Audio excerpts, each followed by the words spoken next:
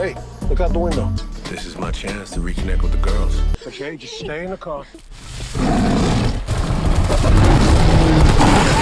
नमस्कार दोस्तों, स्वागत है आपका मूवीक्स हिंदी पर। हम तुम एक जंगल से गुजरे और शेर आ जाए, ये गाना तो सबने सुना होगा, पर अगर असलियत में ऐसा होता है तो हम और तुम दोनों की फटके हाथ में आ जाएगी। तो आज हम जो मूवी एक्सप्लेन करने जा रहे हैं वो भी इसी कॉन्सेप्ट पर आधारित है। फिल्म की शुरुआत में अफ्रीका के जंगलों में कुछ शिकारी शिकार कर रहे हैं। वो एक पूरे शेरों के समूह को मार गिराते हैं। पास में जाकर देखते हैं तो उन्हें पता चलता है कि उनमें से एक शेर वहां से भाग गया है। वो आसपास देखते हैं और दो लोगों को उस शेर को ढूंढने के लिए वहां छोड़कर निकल जाते हैं। थोड़ी देर में शेर उन दोनों का काम तमाम कर देता है। अगले सीन में हम देखते हैं कि नेट अपनी बेटी मेयर और नोरा के साथ कहीं जा रहा है। वो अफ्रीका के एक जंगल में लैंड करते हैं। जब वो उतरते हैं तो नोरा गर्मी के बारे में कंप्लेंट करती है। वो एक जगह बैठे होते हैं, तभी नेट का दोस्त मार्टिन वहां आता है। वो काफ़ी समय बाद एक दूसरे से मिले थे। वो बच्चों को देखकर काफ़ी खुश होता है और उन सबको लेकर अपने घर की ओर निकल पड़ता है। जब वो एक गांव से निकलते हैं तो मार्टिन बच्चों को बताता है कि ये तुम्हारी मम्मी एमो का गांव है, जो कि चल बसी थी। मार्टिन बताता है कि उनकी माँ उसकी बहुत अच्छी दोस्त थी और उसी ने नेट और एमो को मिलाया था। इसके बाद वो मार्टिन के घर आते हैं, जहाँ दीवार पर लगी पिक्चर मेयर को काफ़ी अट्रैक्टिव लगती है। बाद में नोरा किचन में मार्टिन की मदद करती है, वहीं मेयर कुछ सामान सेट कर रही होती है।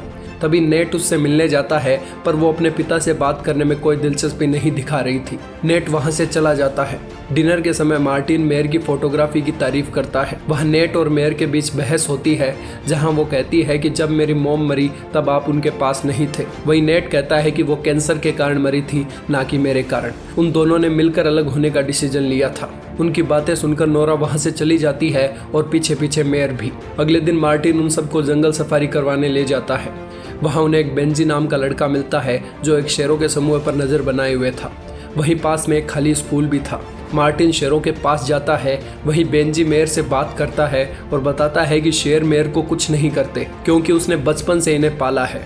जब मार्टिन उनके पास जाता है तो एक शेर उसके पास आता है और खेलने लगता है। जब वो उनके साथ खेल रहा होता है तो उसकी नज़र एक शेरनी पर पड़ती है, जिसके पैर में घाव हो रखा था। वो उसके पास जाने की कोशिश करता है, पर एक शेर उसे दूर कर देता है। उसे लगता है कि ये किसी शिकारी ने किया है, इसलिए वो बेंजी को कहता है कि हमें आसपास देखना होगा। वो नेट और दोनों लड़कियों को लेकर पास के एक गांव के लिए जाता है, ताकि उनसे इस बारे में कुछ पूछा जा सके। रास्ते में मार्टिन बताता है कि शिकारी शेरों की हड्डियों और दांतों के लिए उनका शिकार करते हैं। जल्दी वो उस गांव पहुंच जाते हैं। मार्टिन उन सबसे गांव के लोगों के साथ पोलाइट रहने को कहता है और बताता है कि ये लोग बहुत अच्छे हैं। मार्टिन आवाज लगाता है, पर वहां कोई नहीं दिख रहा था। मार्टिन एक झोंपड़ी में घुसता है। मार्टिन नेट से लड़कियों को वहां से दूर करने को कहता है। नेट उन दोनों को दूर करता है और खुद अंदर जाकर देखता है तो वहां बहुत सारी डेड बॉडीज पड़ी थी।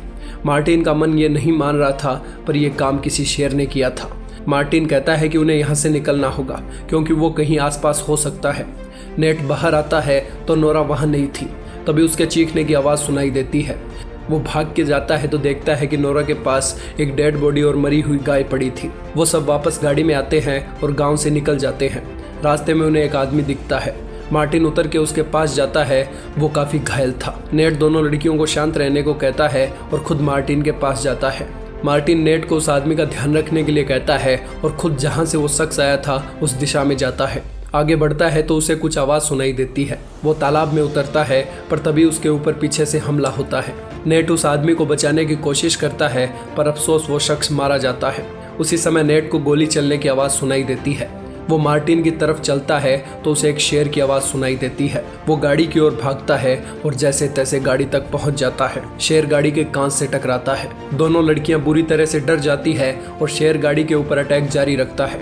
एक विंडो के खुले होने के कारण शेर नेट की टांग पकड़ लेता है। नेट उससे अपनी टांग छुड़ाने की कोशिश करता है और मेयर से गाड़ी चलाने को कहता है, पर वहां से निकलते ही उनकी गाड़ी एक पेड़ में जा टकराती है। नेट कहता है कि उनकी मदद के लिए वन विभाग से कोई न कोई जरूर आएगा, पर मेयर को इस बात पर भरोसा नहीं था। उसी समय मार्टिन अपने वॉकी टॉकी की मदद से उनसे संपर्क करता है। वो बताता है कि उसके ऊपर शेर का हमला हुआ है और वो खड़ा नहीं हो पा रहा है, क्योंकि उसका पैर बुरी तरह जख्मी है। नेट एक डॉक्टर था, इसलिए वो मार्टिन को ब्लीडिंग रोकने के बारे में टिप्स देता है और कहता है कि हम जल्दी ही तुम्हें बचा लेंगे। मार्टिन के सामने फिर से शेर आ जाता है, जो लगातार मार्टिन को घूर रहा था। वहीं नेट को गाड़ी में एक गन मिलती है, जिसके जरिए वो शेर को बेहोश कर सकता था। वो गाड़ी के ऊपर चढ़ता है तो मार्टिन बताता है कि लोएन अब उसके सामने नहीं है, वो यहाँ से जा चुका है। नेट गाड़ी के ऊपर खड़ा था, तभी मेयर गाड़ी से निकल जाती है और मार्टिन की ओर बढ़ने लगती है।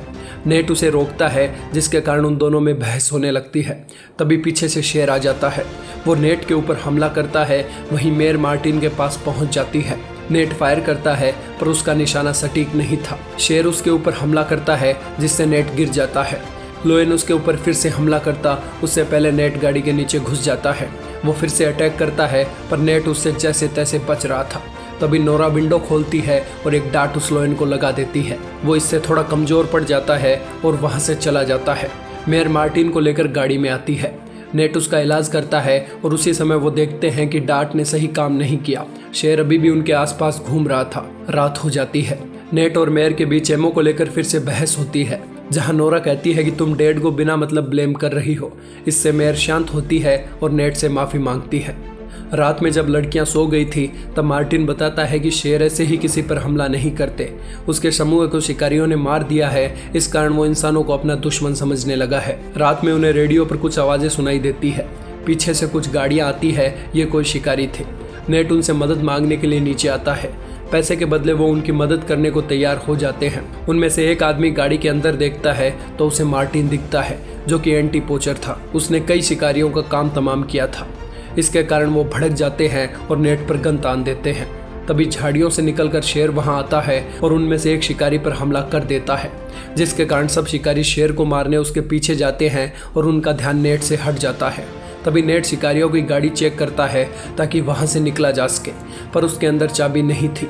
इसलिए वो मार्टिन और लड़कियों से कहता है कि उसे पता है ड्राइवर कौन है, तो वो उससे चाबी लेने जा रहा है। लड़कियां उसे रोकने की कोशिश करती है पर यह उनके निकलने का एकमात्र मौका था। वो आवाज़ों का पीछा करते हुए उनकी ओर जाता है तो वहाँ सभी आदमी मारे जा चुके थे। शेर उसके सामने था पर जैसे तैसे बचते बचाते वो उस शख्स तक पहुँच जाता है और चाबियाँ लेकर लड़कियों को बताता है कि उसे चाबियाँ मिल गई है और वो वापस आ रहा है। वहीं शेर फिर से गाड़ी के ऊपर आ धमकता है और उनके ऊपर अटैक करने लगता है। मार्टिन दोनों लड़कियों को गाड़ी से उतरने को कहता है और खुद शेर को रोकता है। उसके वजन के कारण गाड़ी खाई में गिर जाती है। जनाब एक बार के लिए तो बेहोश होते हैं पर फिर से उठ खड़े होते हैं। मार्टिन जो कि जिंदा था। शेर वापस उसके पास आता है।